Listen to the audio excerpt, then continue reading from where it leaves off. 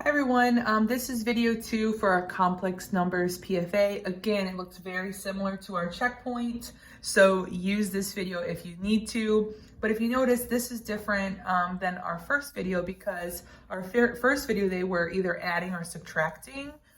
We are actually multiplying these terms. So it's going to be a little bit different. We're going to use the box method to help us. So if you remember from our checkpoint, the first parenthesis is going to go on the top line, and just make sure one term is over each box. So I have 8i, and then I have a negative I.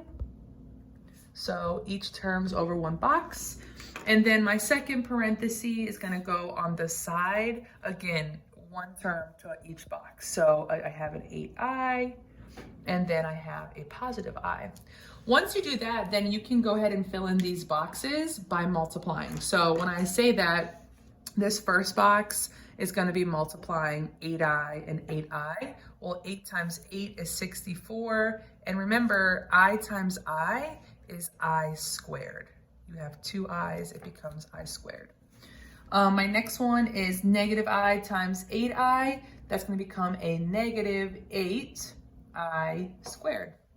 We're going to keep going. This bottom box is combining 8i and I. That's a positive I, so it becomes positive 8i squared. And the last box, negative I times a positive I is a negative I squared. Once you have those boxes filled out, you can just pull out each one. I always just go from that first one and do top row, then second row. So what I mean by that is my first box was 64i squared. My next box is a negative 8i squared. My next box is a positive 8i squared, and then a negative I squared. So if you notice, these are all like terms. They all have an I and a squared. So we can just put these all together, and right away I see that negative 8 and positive 8 actually cancel each other out. So those are gone. So all I have left is 64 minus 1, right? Which is going to be a 63i squared. But don't forget, there are special rules with these imaginary numbers. And the rule we learn is whenever you see I squared, you have to plug in -1. So we're not going to leave our answer like this.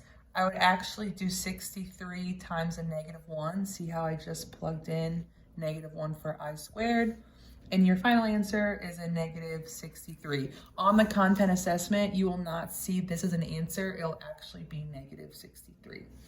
Okay, let's go through a couple more examples a little bit quicker, but I'm just gonna fill out my boxes just like before, putting one parenthesis on the top and then one parenthesis on the side, and then I'm gonna multiply these out. So 5 times 4 is 20, 5 times 5i is 25i, 4 times -4i is -16i, and then my last box is -4 times 5, and then I have I times I, so I squared.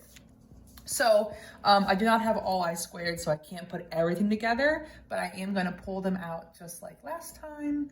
So I have 20 plus 25i minus 16i, and then minus 20i squared. When I look at this problem, I do see two like terms right here in the middle because they both have I.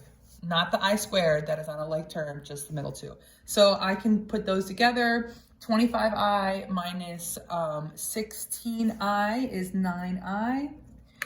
And then I still have these other two parts, the 20 out front and the -20i squared. Again, I'm not quite done because I'm going to go back to this rule. Whenever I see I squared, I'm going to put in -1. So I'm going to rewrite this, but instead of the I squared, I'm going to put in a -1. Again, I just plugged it in. And then that's going to turn out to be -20 times -1. Sorry, that's an I. -20 times -1 is a +20. And then I can combine like terms again. 20 and 20 makes 40. And then I still have my 9i. This is your final answer. Again, I can't do anything more. I can't plug in for I squared, and I can't combine like terms. All right, last one, super quick. I'm not gonna solve it all the way through. I just wanna show you when you see a problem like this where I'm not giving you two parentheses, I'm giving you one parenthesis, but if you notice it's being squared. So what that means is it just means you have this parenthesis twice, the same thing inside twice. So don't let that trip you up. Just use the same numbers on the top as on the side, and then go through and work your multiplication, pull it out, and then plug in -1 for I squared. Good luck.